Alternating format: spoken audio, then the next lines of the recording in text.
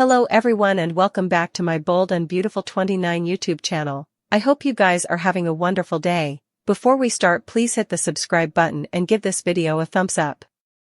In Deacon's unused apartment, Will sleeps as Luna looms over him wearing Elektra's discarded mask and thinks about the trip that led her to this moment. Approaching the bed, Luna murmurs, "Tonight's the night, Will." Will rolls over and sees what he believes to be Elektra through vague eyes. "You came back," he smiles. Luna joins him on the bed, he begins undressing, and she kisses his casket. When she undresses, Will calls her Elektra. Luna will crew B&B. Down in the eatery, Cleric crows to Sheila about the plutocrat they brought in tonight. Sheila's proud of him. It looks like everyone had a lot of fun. Cleric chuckles that Will sure did. He'd to stop him from drinking any further and from going after Elektra. Sheila and Deacon badinage and he's sure to bring up her 8 toes. She asks if Will and Elektra were arguing. Deacon says no, but he didn't want him stumbling out of there making a fool of himself. He's upstairs sleeping it off. Sheila figures he didn't eat enough.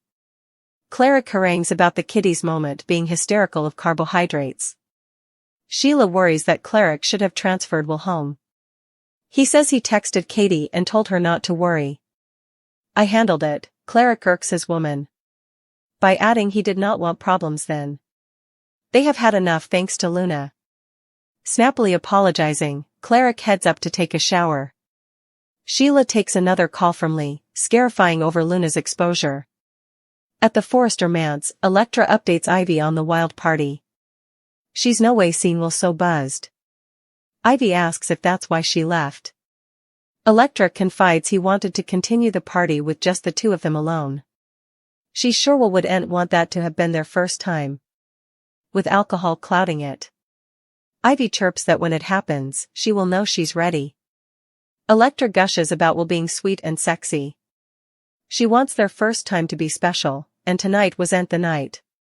But as it turns out, hereafter night might be the night. Ivy is sure it'll be magical. In Cleric's unused apartment, Luna does her stylish Elektra, telling Will that he has been so patient and now tonight's the night. She climbs aboard and they kiss. Elektra thinks about Will and sends him a textbook saying she loves him and cannot stay until hereafter night. Mid-romp, Will grabs his phone and reads Elektra's textbook, but the counter-accusations do not register.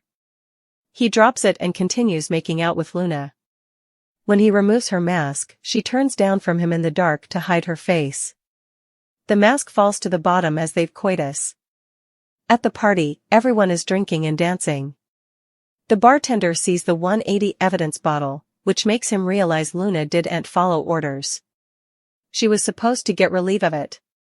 The girl claims she didn't want to irk the master. Will dancing with Elektra.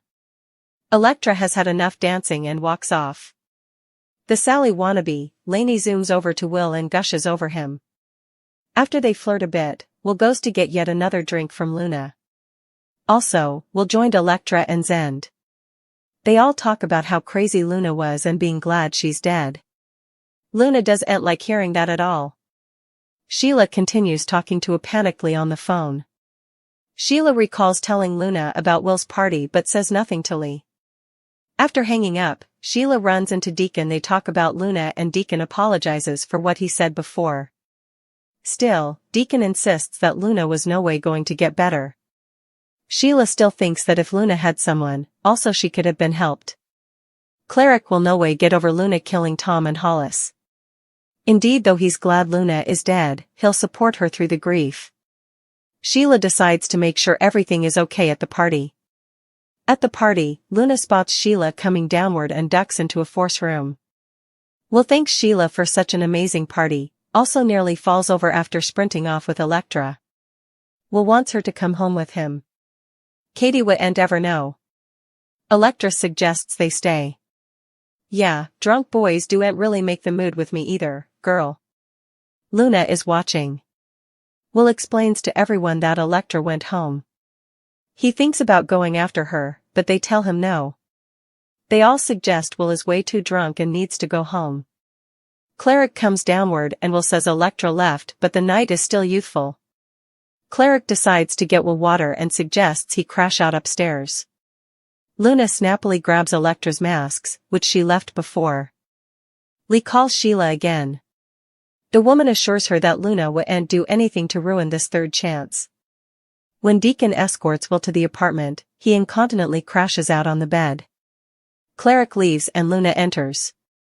Cleric gets suspicious of Sheila Carter. Also, Ridge keeps a secret. Cleric starting to suspect Sheila is over to Commodity. Of course, his mind wouldn't go to Luna right down. He could start to pick up on clues, however, everyone might get suspicious if Sheila keeps talking about Luna like she deserves yet another chance.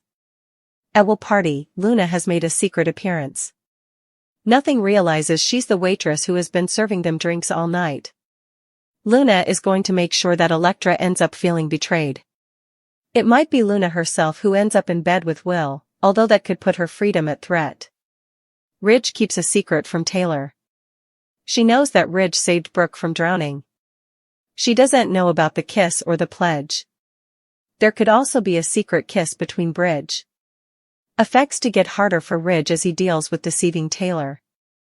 The woman is doing all the marriage planning, but I've a feeling that she suspects Ridge could be leaning toward Brooke again. Hope will modernize Carter still. She could have some vacillation about marrying Carter after all the reconnecting she's done with Liam. The road should be laid for Thomas's return.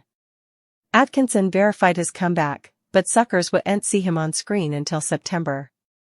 There's also the situation with Luna attending Will's creation party. The youthful woman made sure to medicine Will at his own party. Indeed, though he's hanging on to Elektra, Commodity could separate them by the end of the party. Will gets confused the coming morning, but he isn't freaked out or scarified.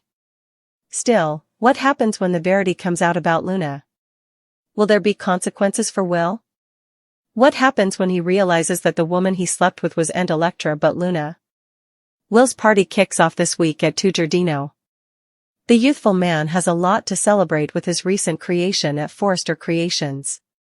Will, Elektra and their musketeers meet at Deacon's Eatery for a night of fun. But effects take a drastic turn when Luna crashes the party. A disguised Luna showing up with a mask. Hope hosted a facade party at her mama's house.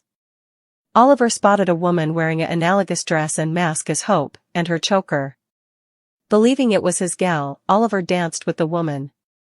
When the woman rumored she was ready, the two escaped to the yard. Lee is trying to work out that problem. While Luna's not going to respond well to having a grandmother who refers to herself as her drill sergeant in general, she's in hopeless need of some structure. She also could use further than medical help. That's where her absent forefather can step by. Lee pulled Luna from the jaws of death. Sheila is her confidant. But neither grandmother is going to be suitable to stop the law from going after Luna once everyone finds out she's alive. What she needs is a felonious defense attorney. Good thing there's one in the family.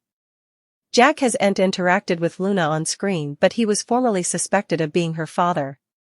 He denied Lee's blameworthiness because he didn't have an affair with her family, Poppy, but he went through with her forced maternity test anyway. Family is important to Jack. He's been trying to repair his since it was revealed that he'd tricked Lee into espousing Finn, his love child with Sheila. However, he'd be there in a twinkle if Lee spiraled Jack into the situation. Luna's grandmothers have stepped up to help her. It stands to reason that Jack would, too. Seeing Jack in action would also be a nice sight for BNB's followership. The closest he's come to taking up a case was when Sheila asked him to represent her, and he refused. Lee making an analogous request on behalf of Luna isn't likely to be denied. One thing that's true about the Finnegans, they're ambitious and at the top of their fields. There's no mistrustfulness. Jack could get the charges dropped against Luna. Yes, she had an unrecorded arm, assumed a fake identity, held a academy schoolteacher hostage, hovered a woman she'd preliminarily kidnapped at gunpoint, and was involved in 2 accidental blow-ups, but that's nothing cleaner pieces magic can't fix. It's doubtful we're going to see the inside of a courtroom, but a little drama between the Finnegans and the Forresters would be delightful, if it's down at the police station. Jack's going to have his work cut out for him. However, if Luna makes another mess at the facade, Brooke and Katie are throwing for Will. Thank you for watching this video. And do not forget to like, comment and subscribe.